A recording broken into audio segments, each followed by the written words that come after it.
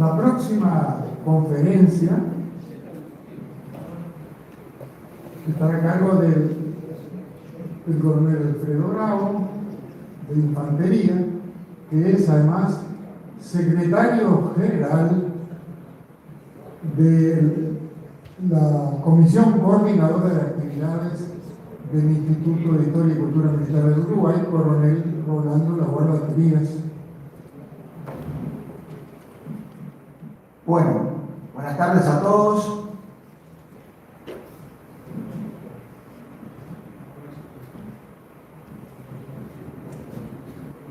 A forma de introducción, podemos decir que la historiografía oficial habla de que el Ejército Oriental de 1825, incluso también del de 1811, era una fuerza improvisada, sin formación militar, que de un día para el otro se creó espontáneamente y que los gauchos en un ámbito patriótico arrancaron para la guerra y su desempeño no fue malo. Hablan incluso de que estaban conducidos por oficiales improvisados, sin formación militar. Pintos Diao, que escribió sobre el libro de la biografía de Leonardo Olivera, habla de improvisados capitanes. Alfredo Traversoni, que en su libro, más allá de que es una descripción general bastante cuadradita en el sentido de relevante, podríamos decir, de lo que era el Ejército Oriental, establece que estaba liberada al egoísmo de sus integrantes y a las improvisaciones geniales de sus comandantes. Estaba compuesto por gauchos, como dije anteriormente, sin formación, empleando una táctica montoneras que daba imagen de indisciplina, de caos, de desorden. Entonces nos hacemos una pregunta, dos preguntas. ¿Era realmente un ejército improvisado? ¿Había una ética y estilo de mando en esa improvisación? Y para contestarla, vamos primero a basarnos en nuestra doctrina, nuestro marco de doctrina del Ejército Nacional, donde utilizaremos todos estos reglamentos, una parte de ellos, que va desde el Código de Ética y Conducta Militar, que son el antiguo reglamento de tribunales de honor, hasta el reglamento de combate. Y vamos a extraer algunos de ellos.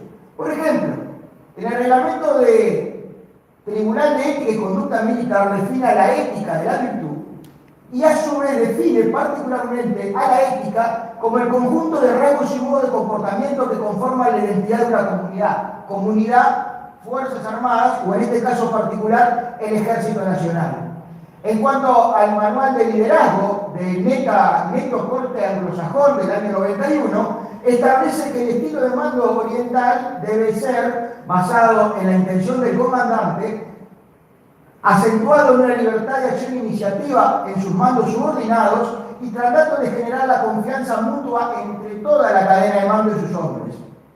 Y el reglamento 720 del Batallón de Infantería establece que un comandante, para poder ejercer el mando, debe liderar y decidir. Y para eso tiene dos herramientas. Una herramienta analítica y una herramienta empírica. La empírica es la que el comandante se basa en su experiencia personal, si esa experiencia es personal, en su experiencia, incluso basada en la historia militar, que es una herramienta que va a acompañar. Y en cuanto al método analítico, está basado en el asesoramiento del Estado Mayor o de un órgano de asesoría. Una cuestión es importante acá, que todo comandante debe apoyarse en los dos métodos. Pero ¿qué encontramos? Que estos términos modernos ya estaban incluidos en la tradición hispánica. Y es así que vamos a hacer un paseo rápido desde la antigüedad a la América hispánica, comenzando por Grecia, diciendo que Aristóteles, entre los diferentes pensamientos griegos, vamos a tomar a Aristóteles con su ética de la virtud, que establece que todo hombre para ser virtuoso debía basarse en las virtudes cardinales o principales, como ser la prudencia, la justicia, la fortaleza y la mesura.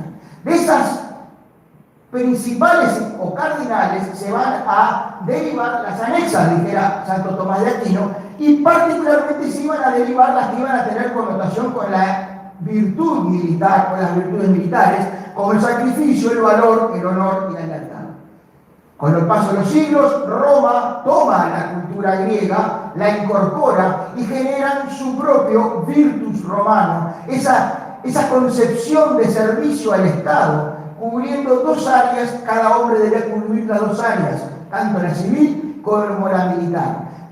El elemento de combate que reinó en los campos de batalla durante siglos en esta época era la legión romana, una estructura, ¿verdad?, que se basaba en dos conceptos: la instrucción, el entrenamiento y la disciplina. En los campamentos romanos se hacía el culto a la disciplina, era considerado como una diosa.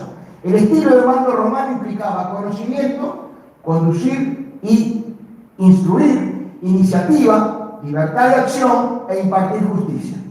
Con la caída del Imperio Romano, ya los pueblos visigodos, que eran parte de esos pueblos bárbaros que se habían incorporado a ese multiculturalismo tradicional romano, ese mestizaje, ¿verdad? En este momento, en Hispania van a irse constituyendo los reinos visigodos.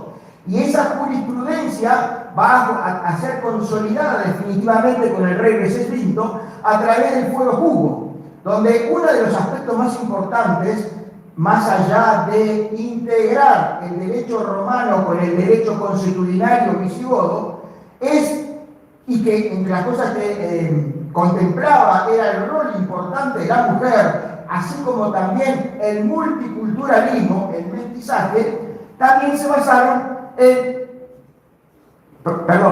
la restricción del poder absoluto.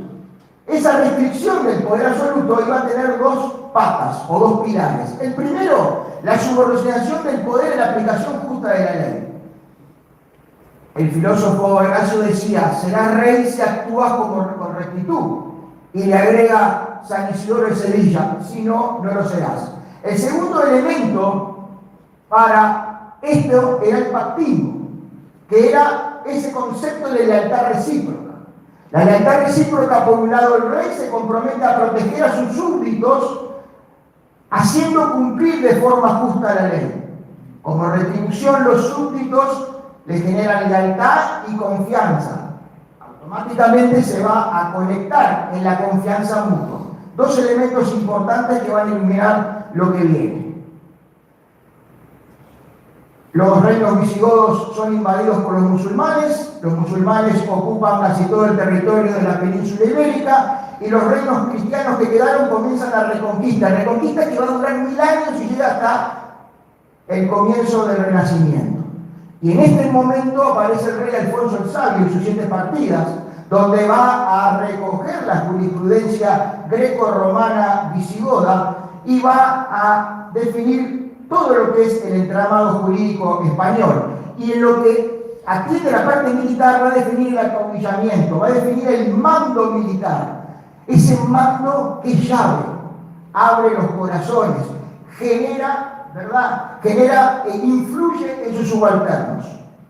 También es freno a los abusos, freno a los excesos, y a la vez es maestro, porque tiene conocimiento y sabe instruir. Para ser caudillo, decían ellos, incluso Vegecio, el romano, ellos lo toman de los romanos también, era por 3 líneas. Una era por linaje, por su familia; otra era por riqueza, por poder; y el tercero era por conocimiento. Pero dejaban claro todos de que sin el conocimiento, ni el linaje, ni la riqueza eran válidas al momento de ejercer el liderazgo o el mando. Las virtudes del caudillo: ser esforzado, prudente y maestro. Maestro, recordemos que es saber, tener conocimiento y saber transmitirlo. La iniciativa y la libertad de acción y el espíritu de adaptación en este momento no solamente son institucionalizados, sino que son fomentados. Y son fomentados a través de la fórmula: obedézcase pero no se cumpla. Que si bien es cierto había surgido desde el llano, los reyes lo habían institucionalizado y lo habían habilitado como una fórmula de freno ante la equivocación de leyes injustas. No era una insubordinación. El mando por propósito. Los documentos reales, la real cédula, la real orden, las instrucciones, tenían ciertas características, cierta estructura. Y más allá de las diferencias que podía haber para cada documentación, porque tenían diferentes finalidades, dentro de la estructura general tenemos el expositivo, el para qué, por qué se hizo esa ley o esa orden, cuál era el contexto, en qué marco, cuáles eran los antecedentes, explicaba de dónde venía, y el dispositivo que era el qué. Sin lugar a duda, lo que con el tiempo entendemos, por lo menos los militares, como la intención del comandante. 1492 cae el último reino Taifa, cae Granada, ¿verdad? Y España se unifica, con Colón se empieza el proceso de conquista América y España traslada sus instituciones del otro lado Atlántico. América no es colonizada, América sigue siendo ese proceso de reconquista que comenzó 1000 años antes en la península y se traslada a América. España traslada el derecho castellano, pero una vez más, la distancia y el contexto genera rispideces y leyes injustas que va a utilizarse la fórmula obedézcase pero no se cumpla nuevamente y con más intensidad. Tal es así que de ahí va a surgir el derecho indiano o el derecho o lo que eran las leyes de Indias.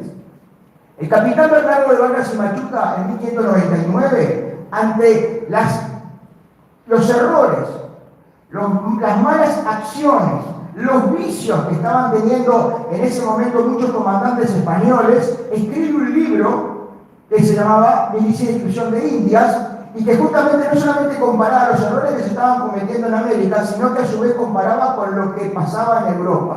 Y entre las cosas que decía que el caudillo indiano en la milicia lo es todo. A su vez también era padre, era juez, era administrador, gobierna, cuida enfermos, y sus virtudes claves eran la fortaleza interior, la prudencia, la diligencia y la determinación. Sin lugar a dudas que era un micro soberano que representaba el Estado en los confines de esos vastos territorios. Finales del siglo XVII, los Borbones, el último rey Austria, fallece y se estalla la guerra por la sucesión española. Sucesión que va a determinar que asumen el trono o ascienden al trono los Borbones. Y ellos encuentran una situación bastante particular en los reinos de España. Encuentran militarmente, está complicado, ¿verdad? Hay un deterioro en toda la estructura militar, están sumergidos en una crisis económica y es necesaria una reorganización. Reorganización que además van a aprovechar los Borbones para intentar afrancesar a las fuerzas tanto terrestres como navales. Pero se van a topar con la cultura y la tradición. Y va a ser así tanto que no solamente no van a poder afrancesar el ejército, sino que además van a codificar toda esa tradición hispánica. Tradición hispánica que, como decía el coronel Martínez, por ejemplo, el habilitado ya estaba escrito en donde, más allá de todos los reglamentos, el más importante, por decirlo de una manera, es las ordenanzas del ejército para su régimen y disciplina en 1768, Carlos III. Y ahí, entre las cuestiones más importantes, vemos la importancia de la justicia, el capitán como eje central. Hasta el día de hoy nosotros en el ejército, el primer elemento que gradúa las sanciones que impone la justicia es el capitán, y lo traemos de esta época. La iniciativa de la libertad de acción fomentada en los mandos subalternos y el elemento del consejo. El sabio consejo no solamente se mantiene, sino que se institucionaliza y aparece la junta de capitanes, aparece la junta de guerra, aparece la junta de oficiales para elegir el habilitado de los cuarteles, de las unidades militares. Es así que es el elemento consultivo para la toma de decisiones. Y llegamos a 1825. Podemos decir que en 1811, con el quiebre institucional y obviamente con el inicio de la guerra civil y posteriormente la emancipación, el ejército oriental artiguista es ni más ni menos que el elemento, es la transición del sistema militar español al sistema artiguista. Y llegamos directamente a 1825 y dicen muchos autores que era el ejército de Artigas pero sin Artigas. Es así que queremos una aclaración. ¿Por qué era esto? porque en realidad en 1816 al 20 habían habido actos fuera de la justicia. Había habido violaciones, había habido robos, había habido saqueos por varias unidades o comandantes, ciertos comandantes y ciertos anarquistas, y eso había quedado mal en la población, incluso en Buenos Aires. Es así que al principio, directamente ya tanto Rivera como, Lavalleja con Rivera, marcan distancia y dejan claramente que serán castigados severamente con pena de muerte todos aquellos excesos. El comando va a estar a cargo de Lavalleja, como segundo comandante va a ser Rivera, apoyado por el Estado Mayor a cargo del teniente coronel Sufratiegui, con dos cuerpos de combate principales, el cuerpo veterano y el cuerpo de milicias. El cuerpo veterano integrado por todos los hombres voluntariamente que querían voluntariamente entrar a la fuerza militar y iban a dedicar su vida completa al ejército. Su principal unidad era el Regimiento de Dragones de la Unión, que ayer ya lo explicaron, ¿verdad? Y que era el de Rivera. Posteriormente se van a sumar el Regimiento de Dragones Libertadores y de los Húsares Orientales. Todas las unidades, más allá que los Húsares no tienen nombre, pero todas van a ser unidades de dragones que van a operar tanto a pie como a caballo. Van a ser en parte la sustitución de la infantería y van a ser una infantería con movilidad que podía combatir tanto a caballo. Van a haber otras unidades como las que vemos en pantalla, incluso el cuerpo de artillería apoyado por la logística, como ya lo vimos con el coronel Martínez, la Comisaría General de Guerra, la maestranza y herrería, la maestranza de artillería, y el Hospital General del Ejército por los dos niveles, los hospitales generales que estaban en Durazno y en Florida, y los hospitales de sangre que intentaban acompañar a las unidades móviles. El cuerpo de milicias conformado, estos no eran voluntarios, esto era obligación de todos los ciudadanos hombres, ¿verdad?, que integraban los diferentes departamentos. Todos tenían la obligación de integrar las milicias, por eso incluso se enlistaban, porque si no eran declarados de alguna manera desertores, igual que la tropa de línea, pero estos también entraban en el marco militar, tradición hispánica. Y cada departamento tenía sus propias milicias de acuerdo a la cantidad de población. Se agrupaban en compañías de 40 hombres, 3 o 4 compañías formaban un escuadrón de caballería y 3 o 4 escuadrones formaban un regimiento. El proceso de mando, podemos decir simplemente que el método analítico, el método empírico y el mando por propósito. El analítico, claro, las juntas de guerra que se armaban, que la vamos a ver con el coronel Collazo y con el coronel Otegui, y el método empírico, donde cada comandante, acorde a su experiencia, ejercía el mando, y el mando por propósito, donde las instrucciones, por ejemplo, las que Rivera le da al capitán Sáenz, y le dice claramente qué es lo que tiene que hacer, y le deja liberado su libertad de acción y su iniciativa a través de la palabra pericia y empeño. La importancia de la inclusión en la disciplina, el mando basado en la virtud y la justicia. En cuanto a la disciplina, no había tiempo ocioso en los campamentos. Se instruía y se entrenaba, y se hacían ensayos. Se entrenaba a los nuevos reclutas y se fortalecía el conocimiento adquirido por los que ya estaban en servicio. El mando basado en la virtud, cada ascenso que era propuesto, ¿verdad?, rápidamente se escribía un documento, y vemos palabras como actividad y hombría de bien, comportación honrada y valor y conocimiento, prudencia. Pero también se dejaba en claro a aquellos que no tenían las cualidades o las virtudes, también se dejaba en claro, como el caso del comandante Mariño, rechazado por falta de prudencia. Y el pactismo, como punto final, como yo les dije, para evitar lo que había sucedido, el aspecto negativo de ese ejército de Artigas, pero sin Artigas, quedaba claro en el decreto del 15 de mayo que iban a ser pasados por las armas todos aquellos que cometieran cualquier homicidio, saqueo o vejaciones. Y no solamente eso, sino que el 17 de mayo Lavalleja emite otro decreto donde específicamente al final dice premiar la virtud y castigar el vicio. El ejército oriental no era ni espontáneo ni improvisado, fue producto de una larga tradición de siglos basado en la ética de la virtud y el Estado de Derecho hispánico, donde particularmente el ejemplo personal, la iniciativa, el espíritu de adaptación y el conocimiento eran las claves de ese estilo de mando. Y no solamente fue un conflicto de carácter militar, sino también moral, al decir de La Valleja, premiar la virtud y castigar el vicio. Muchas gracias.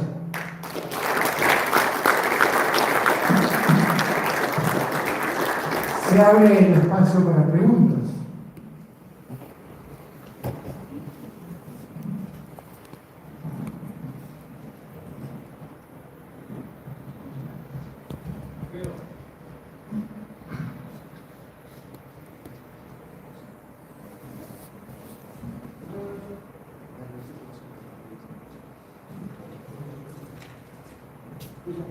Bueno, muchas gracias.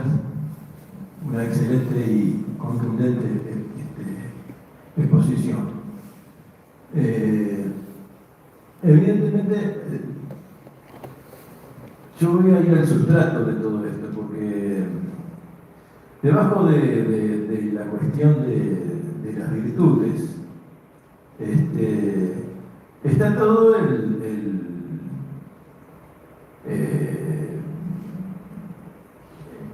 la cosmovisión cristiana.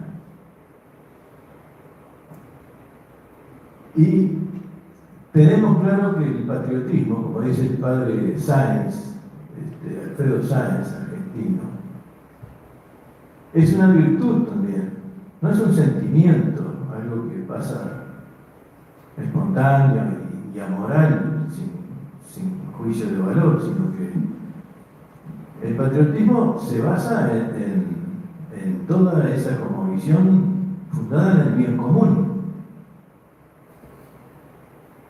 que se practica de modo como una, perdone la introducción a la pregunta, ¿no? Pero que se practica como a partir de la virtud cardinal de la justicia y de la virtud teologal de la caridad, es decir, por amor. A la patria, como no podemos retribuirle todo lo que nos ha dado, nosotros le rendimos culto, la defendemos, por esa concepción que tenemos, fundada en que el bien común es mejor que el bien individual, sin negar este bien individual que cada uno persigue desde tiempos inmemoriales para el beneficio de su prole. Entonces esta introducción es para preguntarle a usted si, cambiado ese paradigma, que obviamente todo esto que es muy militar está imbuido de ese sustrato. Hoy ya no se vive eso. Yo no dudo del patriotismo que se cultiva en el ejército, porque conozco justamente que sobre eso está fundado. Y el día que caiga la virtud del patriotismo, cae todo nuestro ser militar, nuestra ontología, nuestra deontología. Pero usted cree, la pregunta es esta: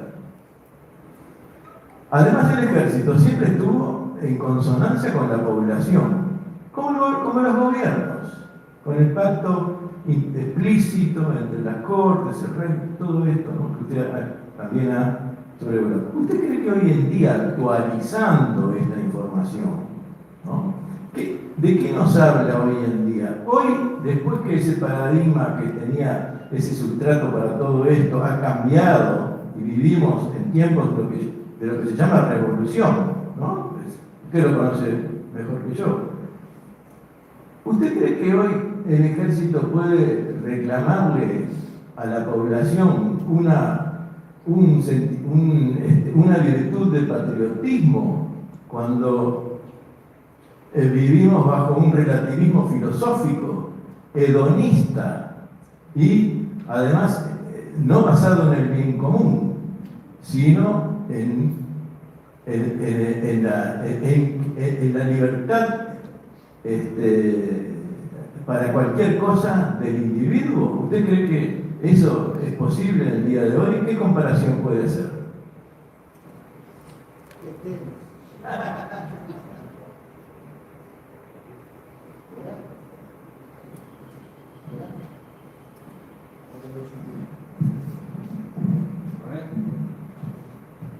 Hola. ¿Qué tema? Wow. Habría que, o sea, si bien es cierto, yo no toqué el aspecto religioso, pero no por nada, sino por un tema de estrechez de tiempo, porque en el trabajo escrito está, justamente cuando hablé de la Reconquista y hablé de los reinos cristianos, la fe religiosa es un elemento vital, motivador. En la época de los Austria y de los Borbones, el grito, más allá de Sierra España, era Dios, patria y rey, ¿no? O sea, Dios, rey, patria. Y en los tiempos de Artigas se elimina el rey y queda Dios y patria. O sea, evidentemente que a lo largo de los tiempos fuimos eliminando ciertos elementos que son vitales a la hora del factor moral. Eliminamos el rey, eliminamos a Dios. Yo lo que no le voy a contestar ahora por dos motivos. Primero, porque no me dan los 5 minutos. Segundo, porque capaz que la pregunta me supera. Y tercero, porque es un drama que existe y tienen todos los ejércitos del mundo en la cuestión motivadora de hoy. Hay una crisis profunda en la mayoría de los países, quizás más occidentales, la crisis sea más profunda, ¿verdad? Frente a todo este relativismo. Y fundamentalmente a la falta de espíritu patriótico. Vemos permanentemente las necesidades o los gritos.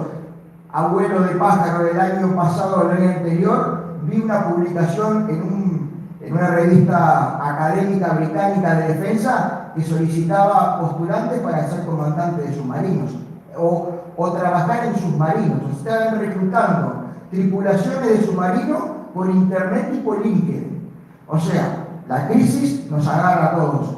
Creo que obviamente, me parece, y por eso es un poco el foco de esto, porque hay que de alguna manera retomar ciertas cosas que de alguna manera, a lo largo del tiempo fuimos perdiendo, y me parece que es buen momento de ir retornando a las bases y paso a paso, que como varias veces se lo he dicho, hay que esperar al orden natural de las cosas. No sé si no le contesté, pero bueno. ¿Mi coronel Díaz?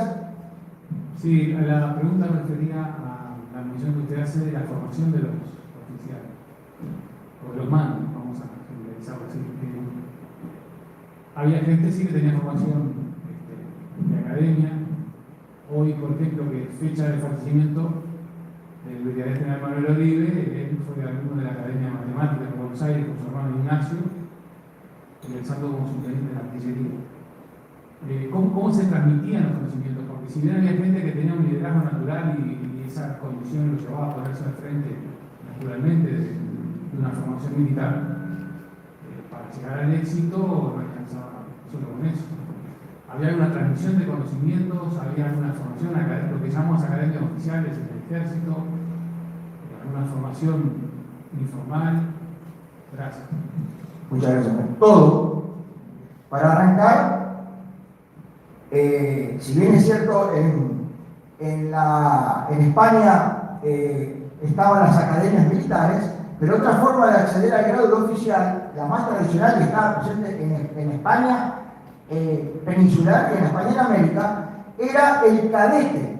Cada regimiento, no importa si era de caballería o de infantería, tenía un cupo limitado de cadetes que integraban las compañías. Esos cadetes, el cadete Bravo de la compañía de cazadores, iba a juntarse con el cadete Díaz, con el cadete Otegui y con el cadete Araujo de las otras compañías e iba a recibir instrucción del capitán más antiguo, que era el que lo iba a formar como futuro oficial. Y a su vez estaba, como el grumete en los barcos, sin lugar a dudas, participaba en todas las campañas. Hay una campaña militar de 1805 que está a cargo del teniente Rondó, que gracias a esa campaña que era para combatir contra unas banderas e indios, entonces va un destacamento formado por blandengues, dragones y milicias, y el que lo acompaña a él es un cadete del Regimiento de Infantería de Buenos Aires. El Regimiento de Infantería de Buenos Aires, que era el fijo de Buenos Aires, tenía dos batallones, el primer batallón en Buenos Aires y el segundo batallón en Montevideo. Este era el segundo batallón. Esa era una forma, y uno lo ve en las listas de revistas de tiempos de Artigas, que en las unidades de línea, no de milicias, de línea, aparecen cadetes. O sea que con Artigas continuó la formación de los cadetes. Y en esto, en las listas de revistas del 25, también aparecen los cadetes. Y obviamente hay que entender, como ayer le dijo Alberto, ¿verdad?, el Pino, que el Regimiento de Dragones de la Unión, que es el heredero de la segunda división de infantería, surgida más allá, que venía de la época antes de 1815, pero que formalmente integra el ejército de la provincia, la segunda división de infantería va a ser el Regimiento de Dragones de la Unión. Había cadetes. También había, en esa acorde a la Real Ordenanza de Carlos III de 1768, también existían las academias de oficiales. Y en el caso de los oficiales de milicia, iban formándose con la instrucción. Hay que recordar que los milicianos, más allá de algunas veces no ser tan así, pero tenían que empezar a ser. Ellos no podían ser oficiales de un día para el otro, los primeros tenían que ser soldados, ni que hablar. Podían saltar de cabo o de sargento, pero tenían que hacer una especie de carrera previa como milicias, y si tenían las condiciones, que yo acá no entré en detalle, pero como les dije, cualidades, virtudes militares que lo adornaban, eran propuestos para el grado de alférez o el grado de teniente si eran alférez. O sea, la formación, ese es un gran mito, y le agradezco la pregunta porque es real. La formación existía. Por eso hoy Polla Albornoz pedía reglamentos. Hay documentos de Artigas que cuando comienza la revolución en 1812, le pide a Buenos Aires que le envíen reglamentos. O sea, la formación, y no olvidemos de otro detalle, te lo puedo decir, transmisión oral. La transmisión oral es que todas estas personas comenzaron su bautismo en fuego, entre comillas, porque está muy poco estudiado, lamentablemente. El Uruguay, el Ejército Nacional, ha despreciado las invasiones inglesas. Yo me sumo a la teoría de Beverina, que si bien es cierto el génesis del Ejército Oriental que está en el 11, yo creo que las primeras armas las hace en las invasiones inglesas. Porque Artigas pelea con Posadas.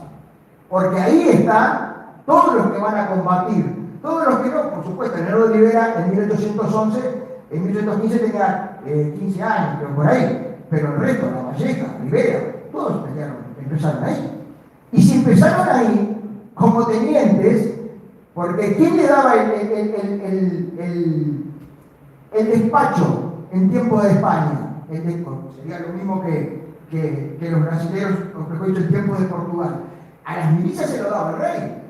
El capitán proponía al futuro teniente, se lo aprobaba el sargento mayor, el jefe del regimiento, iba al subinspector general de armas, y ahí el que ponía la primera rúbrica era el virrey. Pero en la solicitud iba al rey, y el que firmaba el despacho era el rey. O sea, los tenientes de milicias de 1811 son oficiales del rey. O sea, no hay improvisación. Podrá haber adaptación, podrá haber velocidad, pero lo que tenemos relevado nosotros de esa liviandad, me puedo asegurar que no es. Yo no sé si le contesté. Muchas gracias. Puedo agregar una cosa. Cuando se crean los blandengues en 1797, el segundo jefe, que era Manuel Gutiérrez Barona, Cuando se crean los blandengues de la frontera de Montevideo, en la época hispánica, el segundo jefe, Manuel Gutiérrez Barona, la función que tenía era de instructor. Era el que se desarrollaba la instrucción y se basaba en el encuadramiento que tenía de tropas veteranas para instruir a los nuevos reclutas. Última pregunta. Sí, bueno, primero para felicitar al coronel Bravo por su brillante exposición. La pregunta era si nos puede recordar un poquito las bases del entrenamiento de milicias en la heredada época colonial española, y comentar que me llamó la atención mucho el retiro de un oficial allí por falta de prudencia. Esa virtud cardinal yo realmente la practico diariamente y entiendo que generalmente está mal definida. Me gustaría redefinirla, volver a expresarla como la virtud que nos permite distinguir en todo momento cómo las cosas son en la realidad, aunque quisiéramos que fuera de otra manera, actuando en consecuencia. Nada más. Bueno, empiezo de repente por la virtud. Una de las cosas que a la Valleja se le critica es por ser imprudente, demasiado vehemente, impetuoso, ¿verdad? Y esa falta de prudencia podía llevar a cometer algún hecho que podría ir no solo en contra de él, como le terminó pasando, porque a él lo capturan los portugueses en 1817, 18, no recuerdo bien, lo capturan porque él va a hacer un reconocimiento con una pequeña partida, ve una partida portuguesa y se lanza, como decimos, regalado, y termina como tiene que terminar.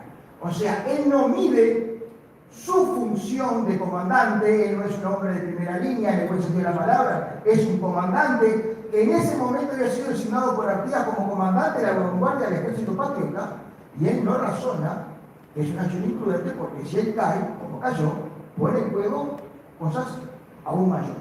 Ese es un ejemplo de lo que es la falta de esa prudencia, ¿verdad? Volviendo al tema, para ser rápido, la instrucción y entrenamiento en tiempos del reino del Río de la Plata, como me gusta llamar a mí, más allá de que en los tiempos borbónicos ya el concepto de reinos ya había sido ya casi eliminado, ¿no? Bueno, está la Real Ordenanza de las Intendencias que elimina o coarta todo lo que es esa autonomía. Pero, ¿cómo era la instrucción? Bueno, infantería los domingos, porque las unidades de infantería eran específicamente de las ciudades o de los pueblos grandes, ¿verdad? Entonces los domingos, previo a la misa, que era la forma que se congregaba toda la población en la plaza de armas, después llamada plaza de comercio o de sermonía, pero inicialmente el origen en la estructura indiana de las ciudades era la plaza de armas, y ahí se congregaban y hacían instrucción de orden cerrado, o sea, el orden cerrado de ahora para los militares era el orden de combate de aquellos tiempos, ¿verdad? Bien, y obviamente que periódicamente hacían tiro con fusil. En cambio, en la caballería quisieron hacerlo los domingos y tuvieron que modificarlo, porque todos planillaban de que no podían a distancia, nada nuevo bajo el sol, ¿no? Le buscaban la vuelta para no concurrir a la instrucción. Entonces, hubo un ajuste y se hacía 2 periodos anuales, posterior a la siembra y posterior a la cosecha, para que nadie pudiera tener ninguna excusa de lo que no podía concurrir. Ahí se juntaban, porque la caballería, las milicias de caballería eran congregadas con la población rural. Entonces, más allá que se ponía el partido de Minas, ustedes saben que en la jurisprudencia española, las ciudades, que ayer alguien lo nombró, creo que fue Padrón, cuando hablaba de que el espacio geográfico que tenía la responsabilidad cada misión, cada pueblo misionero. Ese es el concepto español, es un concepto de jurisdicción. Yo no tengo libertad o no tengo derechos porque soy un ente autónomo. Tengo derechos y tengo responsabilidades porque pertenezco a una comunidad jurídicamente organizada dentro de una jurisdicción de territorio.